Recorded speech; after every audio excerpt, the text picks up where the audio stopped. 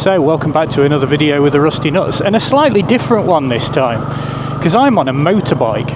Now, a little bit of background about me. I actually started my petrol head-ism, if you like, on motorbikes.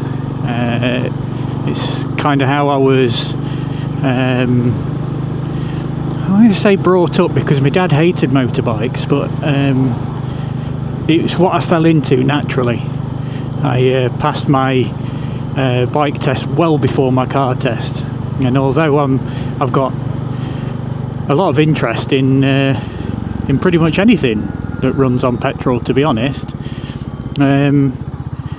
or diesel, you know, it's always been around the bikes for me. So I did used to race them for a little bit. I wasn't very good. I kept falling off and crashing, so that's mainly the reason why I stopped.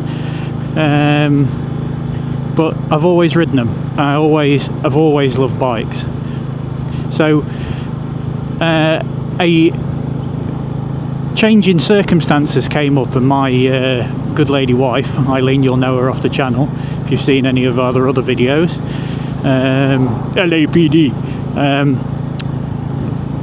she has started working pretty much full time now, so she needs the car a lot more than I do. I am fortunate enough currently to be able to work from home a couple of days a week, so I only travel into the office for 3 days of the week. And if I have to do any big travelling, I'm fortunate enough to be able to get a hire car. So it came to a position where we thought, right, well, we're going to have to run a second car. But as everybody knows, in the current climate, and especially where I live in Birmingham, the insurance is ridiculous, absolutely ridiculous. Why don't I get a bike? Because I've had my licence a lot longer for my bike. Bikes do tend to be generally, and don't hit me up in the comments for it, but generally they do seem to be a little bit cheaper to insure depending on what you get. Obviously, if you go out and buy a Ducati Panigale or whatever they're called, 200 brake horsepower motorcycle, I'm sure the insurance will be interesting. So I started looking at the options, and one of the options that kept coming back to me was the new Royal Enfield. And I've done a lot of research, and these machines have got unbelievable write-up and reviews. People love them. So I kept looking into it. It wasn't anything we were going to do until sort of probably beginning of next year, to be fair, but I went and had a look to see what they were like, and I looked at the reviews, and I was looking at 650s and stuff like that, but they kept coming back to the 350, the classic 350. And it's a superb machine, to be fair. It's much bigger than you think for a small bike, and I kept looking at the reviews, like I say, and and we looked at all of the specs. Not a particularly powerful machine, running at only 20 brake horsepower, single cylinder, 20 brake horsepower. But I'll tell you a bit more about this in shortly. But yeah, she's a 2025 Royal Enfield Bullet. Now, Bullet 350, not the 500, the 350. This is, as far as I'm aware, new in 2025. They didn't make it beforehand, but it's essentially underneath. It's I just missed the turn. No. Essentially, it's a 350 Classic. It's pretty much exactly the same bike, apart from the fact that the cosmetically and visually it looks a bit different. Single seat, rider and pillion, versus the single seat on the Classic. Now, when I went to go and have a look at these bikes, this one kind of just was sat in the shop. I walked past all the 650s. I was open-minded and entertained to be, my mind changed for maybe something else. But I really like the look of a classic motorcycle, which is what this looks like, versus a modern reliable machine. So it's fuel injected, it's got ABS, it's got all of the sort of modern things that you'd want, with the visuals of a classic machine, which is what I like, as you probably know from my love of classic vehicles. I love classic motorbikes. It was always going to be inevitable that at some point I was going to have a classic bike on the channel, but this has just enabled me to get a bit of both. And I think a classic machine will still make it onto the channel at some point when funds allow. Mindy's behaving really well at the minute. Touch anything that's made from a tree. She's been doing really well, and every time I've taken her out, she's performed perfectly. So there's not really been any content on Mindy recently because there's not been anything to do. Now Bob, at the time of recording this video, Bob is nearing the end of his journey of being restored and should be on the road fairly shortly. That means that more road trips with Mindy will come back onto the channel, and because we'll be able to go out as a pair, me and Dave, with Bob and Mindy, and maybe even this. Now I know that most of you that watch the channel watch us for the cars or the Land Rovers or the military stuff. That'll all continue, but I think we might be injecting a few motorcycles onto the channel as and when we can, and various other unnecessary projects that maybe come to light soon. So yeah, this is basically a little bit of an introduction to Lilly, the Royal Enfield Bullet 350. I know I've waffled on a lot there, but I thought I'd do a little ride out, introduce you to the bike, and I use this as pretty much my daily when I'm riding to and from work, or to and from mix.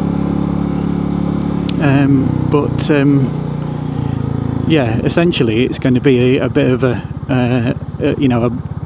the ability to go out and have a blast if I want to, and the weather's not, or the timing's not suitable for using Mindy, we'll use this. And I'd be interested to know, some of you may be new watchers of the video because it's a motorcycle, consider subscribing. We do all sorts of things, but maybe it's something that you'd like to see. Let me know. If you don't want to see it as well, I understand, but it'd be nice to get your opinion from new and current watchers. So yeah, we're going for a little ride. I'll do some little bit of videography for you,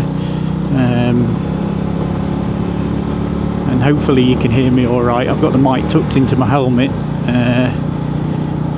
and yeah, we'll show you about Lilly, the Royal Enfield Bullet.